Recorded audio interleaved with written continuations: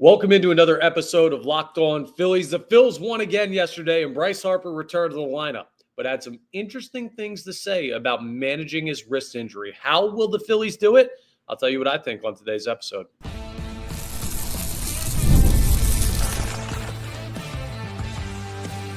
You are Locked On Phillies, your daily Philadelphia Phillies podcast. Part of the Locked On Podcast Network, your team every day.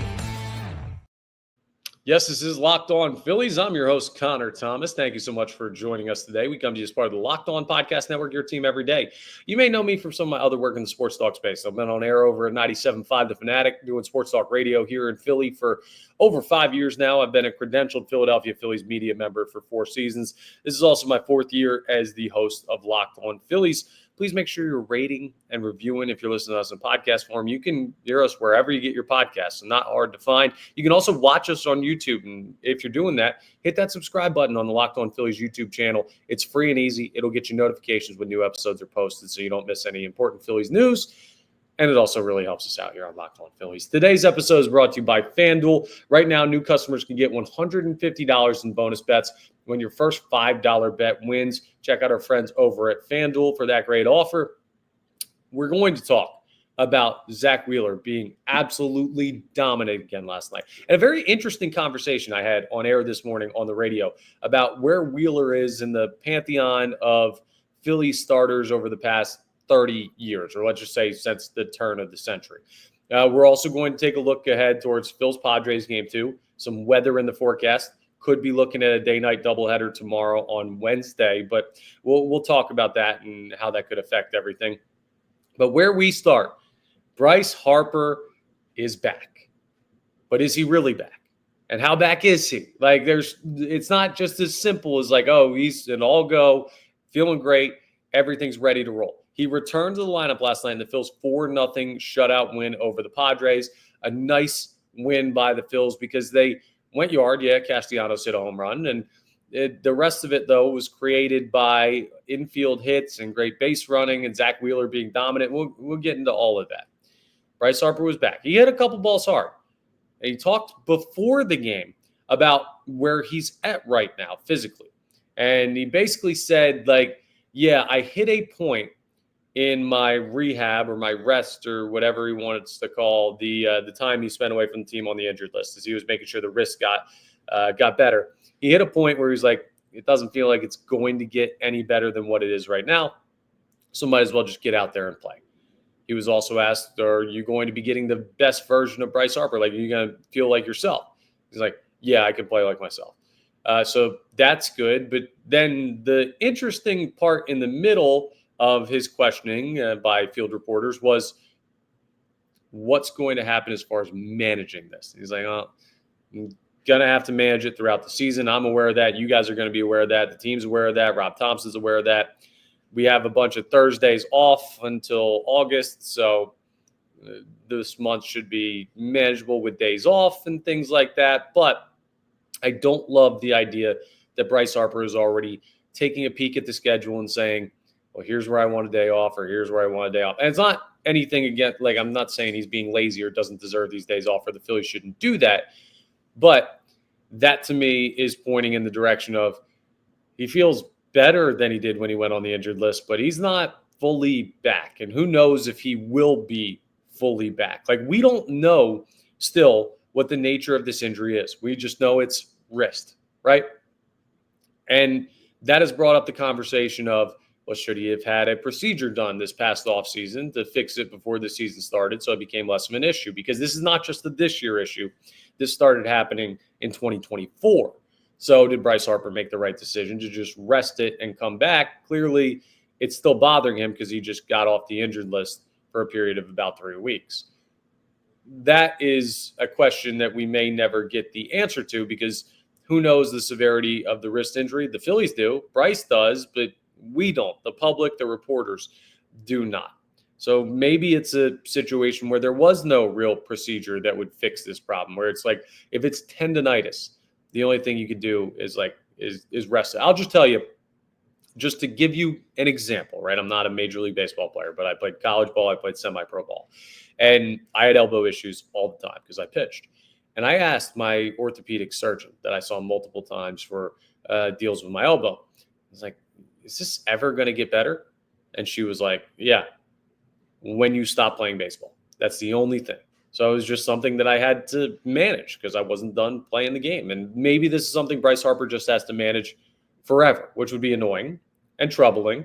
But we're not there yet. We don't know. We'll see as things continue to progress where that whole situation goes. What I do know is the Phillies are going to have to help Bryce Harper manage this. Here is the number one thing Phillies fans need to remember. You are not playing for July, right? As we sit here on July 1st. You're not playing for August. You're not playing for September. You're not playing for the NL East necessarily, even though you'd like to win it. You're playing to win the World Series. That's the goal. It always has been the goal for this year's team. It always will be the goal for this year's team, right? So we need to be prepared for the Phillies to be very cautious with Bryce Harper. We saw it a couple years ago with the guy we're going to talk about in a little bit, Zack Wheeler, where they shut him down for like a month before the postseason because he had like weird shoulder issues and came back and threw well in that postseason. Like it looked like that paid off for the Phillies to be cautious with him. And I expect the Phillies to do not the same, but have the same mindset with Bryce Harper, which could mean multiple days off in a row. It could mean 2 a week. We don't know yet. They haven't laid out a plan for managing this, and we don't have any data points. All we know is he played last night, and he looked somewhat like himself, right?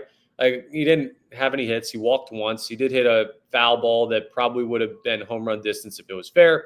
He also roped the ball to Luis Ariz at first base to turn into a double play, but he hit it square on the nose. So it's just like he's still going to be Bryce. And you remember when he had the tear in his UCL and he had to get Tommy John and he played through it. It was like, we're just going to DH him.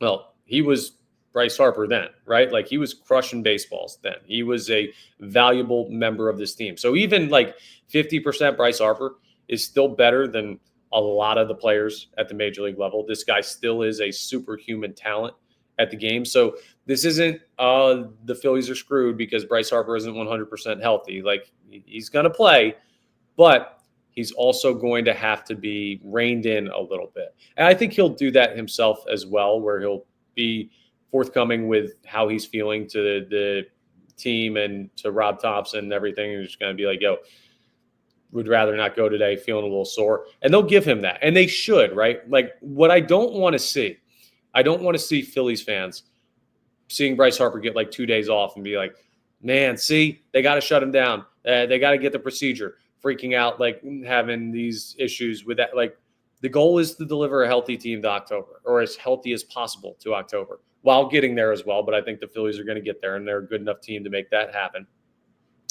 That is the idea. So they're going to look at that. And what Rob Thompson and his staff have done and the organization has done in past years has been when you have a player that you're trying to cut down a little bit on their playing time due to recovery from injury, maintenance, all of that stuff, they love to give off days before off days. What does that mean? Well, let's say the Phillies play Wednesday and they're off Thursday. They'll probably give Bryce Harper Wednesday off. So he gets 2 days to rest and rehab and do what he needs for the upkeep of that wrist. So you're not going to see Bryce Harper go out there and play every single game the rest of the year. Like that's just not realistic with the situation with his wrist. Now, you saw a couple games of Buddy Kennedy. Do you really care if it's every other day Bryce Harper when you look at that? I mean, he's the significantly better option than anybody you have to play that position, even if he's a quote-unquote part-time player. And I don't know, maybe he will feel better and maybe he won't be as sore as he thinks he's going to be, and maybe it will progress somehow. I'm not banking on that. I'm just saying we do not know. It is still a developing situation with Bryce Harper. But the worst-case scenario is he hurts it more, he's out for the year, you lose him entirely. That is doomsday scenario for this Bryce Harper situation. How do you avoid that? You cut down as much risk as possible while keeping Bryce Harper still in the, no pun intended, swing of things. And by also, though, giving him the days off you can while you're still competing, right? You just went through 3 weeks without Bryce Harper. You survived it.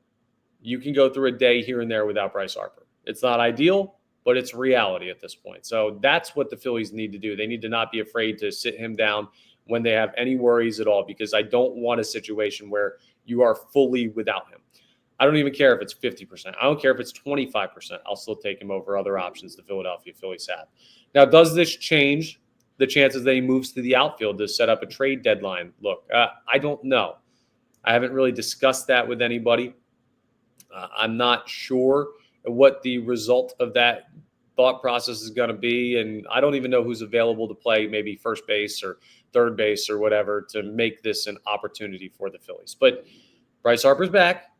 He's not 100% healthy, but he's enough that he can help this team continue to win baseball games, and that's all you can ask for at this point. And we'll give you more information as it comes. But I need the fan base to show some restraint on criticism if he does start to have days off more than we've seen in the past for Bryce Harper. It's survive and advance right now. War of attrition, the MLB season, to continue to use these cliches. And Bryce Harper back should make you feel very happy. You don't want to lose that, so you protect one of your most valuable assets. One of your other most valuable assets is protecting you. Zack Wheeler put together an unbelievable month of June. We'll talk about his start, and also, where is he in the pantheon of this century's Phillies pitchers since the year 2000? Had an interesting debate about this. I'll lay it out for you so you can pick your side coming up as we continue today's episode of Locked On Phillies. Let's talk about Monarch Money first, though, because you ever wish managing your money felt easier? With Monarch Money, it can. Whether you're growing your savings or planning a big purchase, Monarch puts you in the driver's seat. It's like having your own personal CFO, giving you full visibility and control over your finances. Monarch Money, they're more than just a budgeting app. It's a complete financial command center. You can track all your accounts, investments, and spending in one place. So in addition to managing your money, you're also building wealth. All right? So here's the thing, right? When you look at your finances, you're going to find a lot of stuff that you forgot about. Oh, I didn't know I had that subscription. I didn't know I was spending this much money on that. And all of that stuff adds up, right? If you don't check it and get rid of the ones that you're not using, or maybe even cut down on some ones that you don't really need, you're throwing money away. And you might not know that. Listen, I don't do that really. That's why I need Monarch Money. That's why you need Monarch Money, to help you through this and point out what you could be doing better and where you could be doing it better at. You might be throwing away hundreds of dollars a month on stuff that you don't even know you're spending money on. And who are you to find that? That's why Monarch Money exists. They'll do the tough work for you. Take control of your finances with Monarch Money.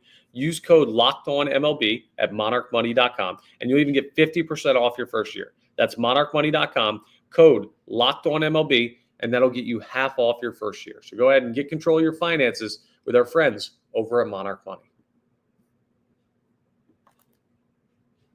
Let's talk about one Zachary Wheeler. He's a pretty good thrower of the baseball, ain't he? Last night, 8 shutout innings, 10 strikeouts. He's just, you know what?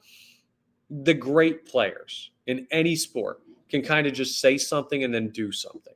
There are guys that'll be like, yeah, I need to make better contact with the ball. I need to throw this pitch better. Oh, I need to read these types of plays in the field better. Everybody talks about the ways they can improve their game. But some special folks can just be like, I need to do this, and then go out and do that.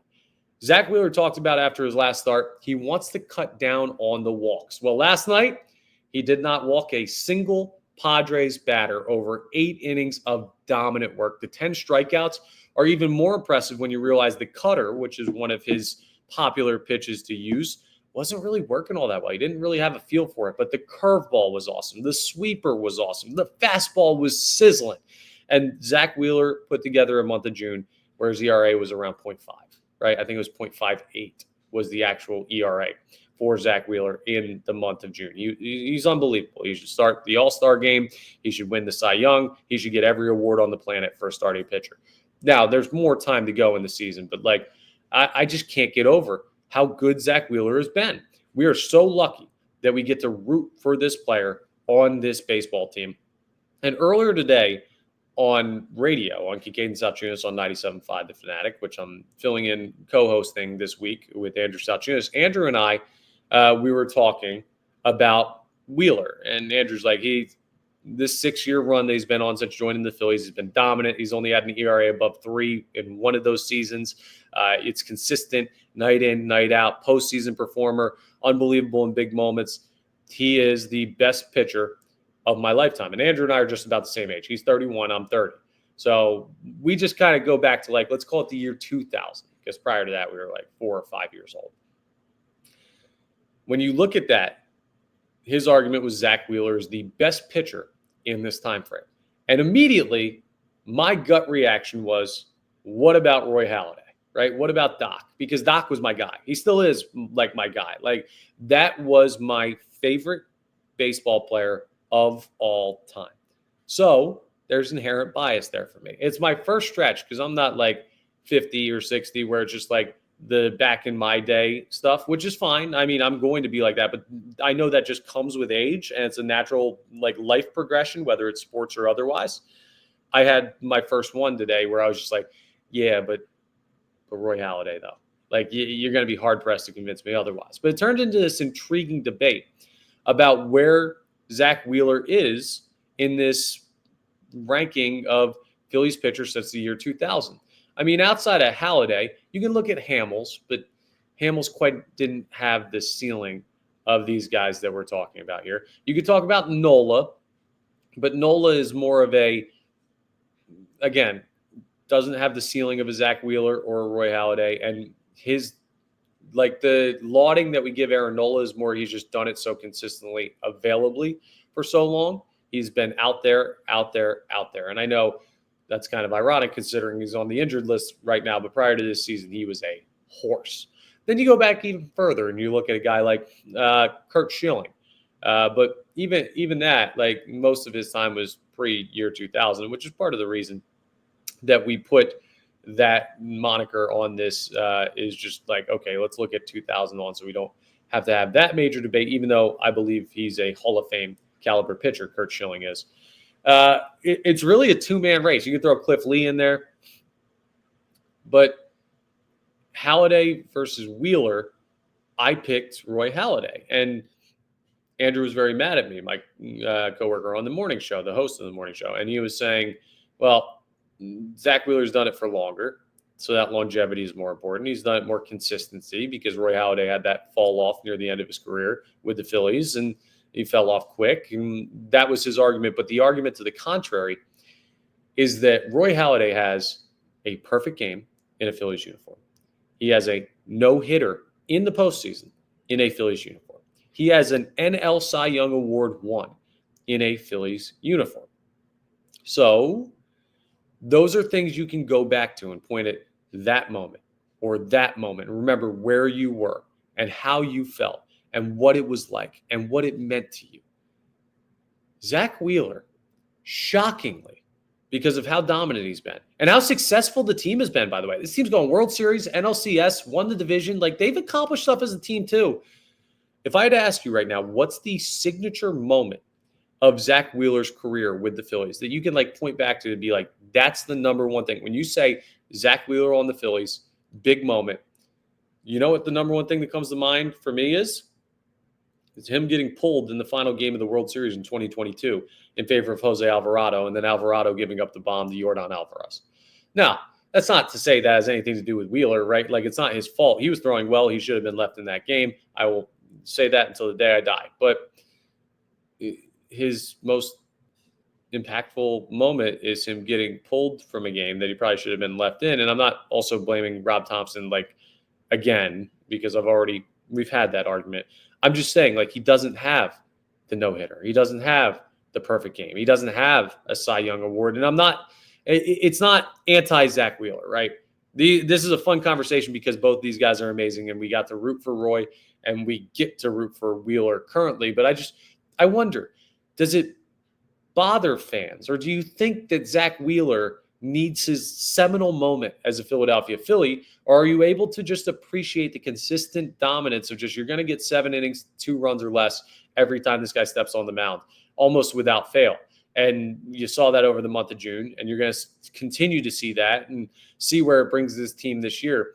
It was just a very intriguing framing of the conversation of like, do you need those special moments, or does continued complete dominance, maybe without all the bells and whistles of other accomplishments that come outside the game or come on top of winning a game, do you need those to be looking at like these all-time great Phillies pitchers? Like Zack Wheeler is an all-time great Phillies pitcher. He's going to be.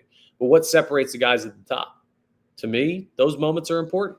To you, maybe not so much. Maybe you do have important moments where you're just like, well, Zack Wheeler being a Philly, all in and of itself has been an important moment for the past 6 years. There's no wrong answers to this debate, but it is a very interesting one to have, and I'd love to hear your thoughts in the comments, or rather read your thoughts in the comments to the video here on YouTube, and let me know. Are you picking Doc? Are you picking Wheels?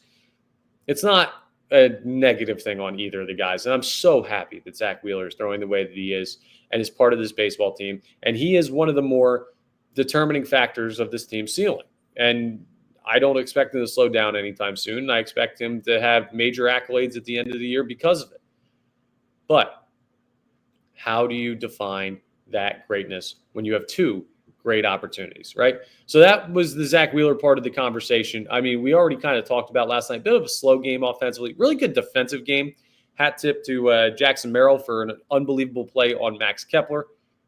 Maybe some baseball god justice for Max Kepler complaining about playing time, that he had a ball that absolutely should have gone out and crazy play gets made on him. But it wasn't just Zack Wheeler last night. The offense created. Bryson Stott with some great base running. Brandon Marsh, Trey Turner putting balls in play to help run score. Like, that was just good, solid baseball last night. But Zack Wheeler is obviously he's the marquee guy in last night's game, and that was an interesting conversation that I wanted to bring to the podcast on him compared to Halladay and how we value Wheeler's time here and where he ranks and all of that stuff. We'll have plenty more time to do that as he continues on this contract with the Phillies. But we got to get ready for another baseball game. I hope. Rain in the forecast and heavy rain. Phillies Padres also in the forecast. Game 2. We'll talk about it coming up next and see if the Phillies can win the series as we continue today's episode of Locked On Phillies. Let's talk about our friends over at FanDuel, because they're the best. In summer sports, they're also the best. They're in full swing. And whether you're all about baseball under the lights, golf on the green, or maybe high-stakes soccer action, FanDuel is the best way to make every game even more exciting. If you're already following the action, why not make it a little more thrilling? With FanDuel, you can get in on the game while your friends are getting sunburned on the beach. I've been using FanDuel to track my favorite matchups. I told you last night, I really like Zack Wheeler. I really like the strikeouts over. Well, guess what? You would have hit it. He had 10. Keep an eye on this stuff, and keep an eye on the app, because the FanDuel app keeps it fresh with new daily promotions and fun ways to bet. It's super easy to use. They pay out really fast and makes even regular season games feel like must-watch events. Whether I'm placing the same game parlay or watching a bet ride into the 9th inning, FanDuel makes it feel like I'm part of the action. And that's great, because I don't just want to sit on the couch. I want to get into the game with our friends over at FanDuel. And if you're new to FanDuel and haven't tried it yet, well, new customers can bet just $5 and get $150 in bonus bets if your first bet wins. Open the FanDuel app today or visit FanDuel.com to get started. That's FanDuel.com. Phil's Padres Game 2. Let's talk weather first. The forecast does not look great in the city of brotherly love for this evening's games. Heavy thunderstorms on the docket for tonight. Now, rained a lot yesterday. Phillies found a window. Tonight, I'm looking at the radar. It doesn't look like they're finding a window. But I don't know. I'm not a weatherman. I'm just reading off apps and stuff like that. But we'll look at the game, and then we'll also talk about what happens if they don't play tonight, probably resulting in a day-night doubleheader tomorrow. Now, we've got an old pal on the mound for the Padres. Maybe not an old pal, but a familiar name. Nick Pivetta is on the mound for San Diego. Christopher Sanchez goes for the Phillies. Sanchez's ERA, don't look now, is down to 2.79. His strikeout stuff is still incredible. Like, this is just another step in the gauntlet of the Phillies starting rotation. Zack Wheeler talked about it yesterday after the game. He's like, well, Ranger threw well the game before down in Atlanta. I go out there and I do my thing. Sanchez is going to want to beat both of us, right? Like there's this internal competition between a great rotation. We heard about it with the four aces back in the day, and Roy Halladay being part of that. You love to see them build on stuff, and you love to see every night a pitcher go to the mound that's like got a chance to be dominant. So Sanchez should be able to take care of business. The other thing that was impressive about Wheeler's start last night, San Diego trots out some really talented left-handed hitters. Sanchez, a lefty, may have the more advantage than even Zack Wheeler did against those left-handed hitters. Pivetta, a righty. Phillies may have some advantage because they're better against righties. They're bad against lefties. They're good against righties, or better against righties. The Phillies are. Pivetta's having a solid year with a 3.36 ERA. He struck out 101 in 91 innings pitched, so he is a bona fide strikeout pitcher at the major league level. And if you think about it, it's just like, well, he wasn't very good here. You didn't pay attention to his time in Boston. You haven't paid attention to his time out there in San Diego. He's a quality major league pitcher. But there may be some familiarity here with some of the Phils. So we'll see if they're able to take advantage of Pivetta. Nothing really crazy to keep an eye on for the Padres offensively off of last night's game. We know what they have. Tatis can hit a ball a mile. Machado can hit a ball a mile. Gavin Sheets can hit a ball a mile. You look at all that and you say, okay, Xander Bogaerts can hit a ball a mile. And then Luis Arraez at the top can get on base against anybody anytime. They have a good team, so it makes it even more impressive that the Phillies shut them out. It also makes it less likely that the Phillies shut them out tonight again. So, like, you probably are going to have to get in the 4 to 5 category in runs scored to win this game. I'm keeping a close eye. Like, I love to do the whole, like, here are the players to watch in individual games and series. If I'm being honest with you, folks, every single game of this series and for the foreseeable future is going to be, what does Bryce Harper do? What does Bryce Harper do? What does Bryce Harper do? Right? Like, he's a big piece of this puzzle. And I've watched these other guys play, and I know they're at least healthy. I want to see how Bryce plays and how they use him. If they do play tonight, will he play or will he get the day off to kind of judge how sore he is after playing a real baseball game for the first time in almost a month? That is the guy that I'm focused on. But also, I will watch Kepler a little bit more because as much as Kepler's like 0 for his last whatever, he has been putting some better swings on the baseball, maybe showing some pop, but I don't know, man. He just can't buy one right now, and I guess that's what you get for complaining. The baseball gods are going to come after you a little bit, and guys are going to make insane plays when you're just not going all that well. But like Kepler, Harper, those are guys that I'm watching tonight, maybe even like Kyle Schwarber as well, who is always a threat to go yard. The bigger threat tonight, though, is that the Phils get rained out. So if they do, well, is that a benefit for the Philadelphia Phillies? There's two ways to handle this. They could play a day-night doubleheader tomorrow with a 105 game planned for the final game of this series, or both teams have an off day Thursday. They don't want to lose the off day. No teams ever do, but they could do that. So we'll see. No guarantee it's 2 games tomorrow. No guarantee they don't play tonight. Weather can change randomly. But when you go back to last night's game and you look at what Matt Waldron was able to do, or rather what Matt Waldron was not able to do, you get an idea of why I wanted the Phillies to get to the bullpen. Waldron went 4 2/3, and then Peralta went 1 1/3, and then you got 2 out of David Morgan for the Padres to finish out that game. And Waldron gave up all 4 runs, so those guys were actually good against the Phillies bats, but over an inning, those guys aren't available today. If you go into the doubleheader, it kind of cancels that out because you do get the off day to reset the bullpen. So it would be better for the Phillies to play today and take advantage of the fact that a couple of bullpen arms were used, and you don't want to reset that because you only used Tanner Banks because Zack Wheeler went 8, so you have the advantage. So rain, stay away. If you play a doubleheader, you kind of bring them back into the bullpen matchup a little bit more. Not to say that the Phillies can't still take care of business, and they should, but it would be easier for them to get the game into tonight. I don't know if they will. If they go tomorrow for the day-night doubleheader, you'll also have to see if Sanchez goes game 1 or if he likes rather to go game 2, because the guy who's supposed to throw tomorrow's game is Mick Abel. And Abel does not get priority over Sanchez. So it'll be them going to Sanchez saying, do you want the early game or the late game? And then Abel gets what's left. So it could be Sanchez versus Cease. It could be Sanchez against Pivetta and vice versa for Mick Abel.